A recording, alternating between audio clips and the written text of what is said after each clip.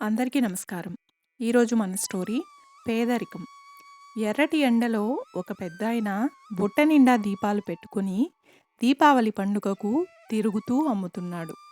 ఇంతలో అటుగా వెళ్తున్న ఒకతను కొన్ని దీపాలను తీసుకున్నాడు.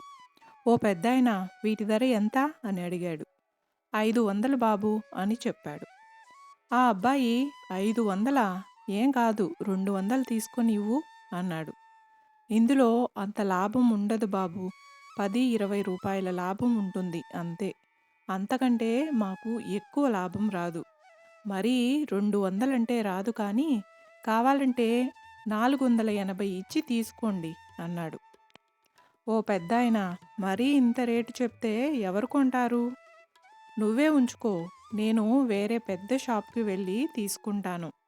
అక్కడ తక్కువగా వస్తాయి" అని అక్కడి నుండి వెళ్ళిపోయాడు. అతను ఒక పెద్ద షాప్‌కి వెళ్ళి కొన్ని దీపాలను తీసుకొని, "వీటి రేటెంత?" అని అడగగా, ఆ షాప్ అతను "1000 అని చెప్పాడు. "1000? మరీ ఇంత రేటా? కొంచెం తక్కువ చేసి ఇవ్వండి" అని అడిగాడు. అప్పుడు ఆ షాప్ అతను అతనికి ఒక బోర్డ్ చూపించాడు. దానిపై ఇలా రాసి ఉంది: "all prices are fixed, no bargains." అంటే ఇక్కడ అన్ని వస్తువుల ధర ముందే నిర్ణయించబడింది అని. అది చూసి ఆ కొనడానికి వెళ్ళిన అతనికి తాను చేసిన తప్పు అర్థమైంది.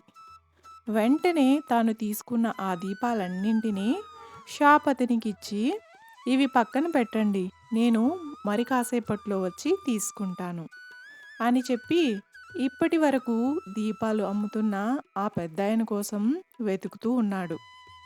ఆ ముసలి వ్యక్తి ఒక దగ్గర దీనంగా చాలా బాధతో కూర్చుని ఉన్నాడు. అందులో అతడి దగ్గరికి అతని స్నేహితుడు వచ్చి, "ఏరా, ఇంటికి వెళ్దామా? నీ దీపాలు అమ్ముడు పోయాయా?" అని అడిగాడు. "లేదురా, నా దీపాలు ఇంకా అమ్ముడు కాలేదు" అని అనగానే, "సర్లే పద, ఇంటికి వెళ్దాం. ఇంకా ఇక్కడ కూర్చొని ఏం చేస్తావ్?" అన్నాడు అతనితో. ఏ మొహం పెట్టుకొని ఇంటికి రావాలో అర్థం కావట్లేదు నాకు. చాలా బాధగా ఉంది. కనీసం ఈ దీపావళి పండుగ రోజైనా నేను నా మనవడికి కనీసం కొన్ని మిఠాయిలు, కొన్ని టపాసులు కూడా కొని ఇవ్వలేకపోతున్నాను. నా కోసం నా మనవడు ఎదురు చూస్తూ ఉంటాడు. నేను ఈరోజు వాడికి కొత్త బట్టలు తెస్తానని చెప్పి వచ్చాను. ఇంట్లో వాళ్ళు నేను ఇలా వెళితే చాలా బాధపడతారు" అని తన బాధను తెలిపాడు. ఆ ఇంకో వ్యక్తి, "మరి నేను ఇంటికి వెళ్తున్నాను, నువ్వు ఇక్కడే ఉండు మరి" అని చెప్పి వెళ్ళిపోయాడు. ఇదంతా చాటుగా గమనించిన ఆ వ్యక్తి ఆ పెద్దాయన దగ్గరికి వెళ్ళి ఇంతకు ముందు తీసుకున్న దీపాలు తీసుకొని, "ఓ పెద్దయ్య, వీటి ధర ఎంత?" అని అడిగాడు. అప్పుడు ఆ పెద్దాయన ఎంతో అసహనంతో, "మీరు మా దగ్గర ఎందుకు కొంటారులెండి. మీరు పెద్ద పెద్ద షాపుల్లోకి వెళ్ళి ఎక్కువ డబ్బులు పెట్టి కొంటారు" అన్నాడు. "అదేం లేదు. ఇప్పుడు నీ దగ్గర కొనడానికే వచ్చాను. చెప్పు, వీటి ధర ఎంత?" అని అడిగాడు. "వీటి ధర 500 సారు" అన్నాడు.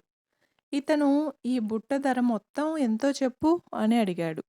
"వీటి ధర మొత్తం కలిపి 1500 బాబు" అని చెప్పాడు.